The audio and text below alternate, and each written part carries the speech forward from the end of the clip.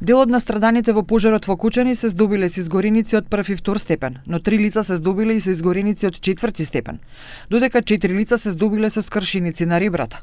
Причина за смртта на повеќето од 59 жртви во Кучани е задушување директно предизвикано од пожарот, соопшти раководителот на Институтот за судска медицина Александар Станков. Потенцираше дека се очекува во март да завршат сите анализи и потоа да бидат доставени до обвинителството. Сега ги работиме токсиколошките анализи да утврдиме што е присутно во крвта, меѓутоа според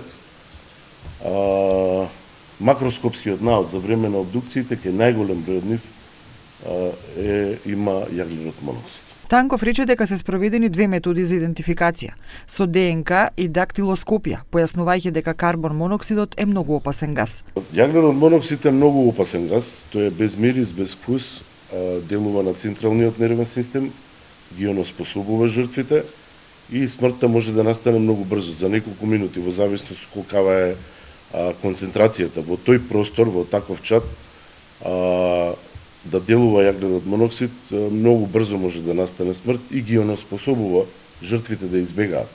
Значи, постои главоболка, повраќање, вртоглавица, без сознание, дезориентираност, парализа на мускулите. Деканот на медицинскиот факултет во Скопје Свето Зарантовиќ и раководителот на Институтот за судска медицина Александар Станков соопштија дека по трагичниот настан во Кучани за многу кратко време се извршени 59 обдукции и идентификувања.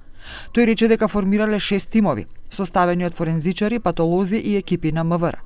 Обликата на жртвите и личните предмети пронајдени при обдукцијата се наоѓаат во институтот и се во надлежност на јавното обвинителство.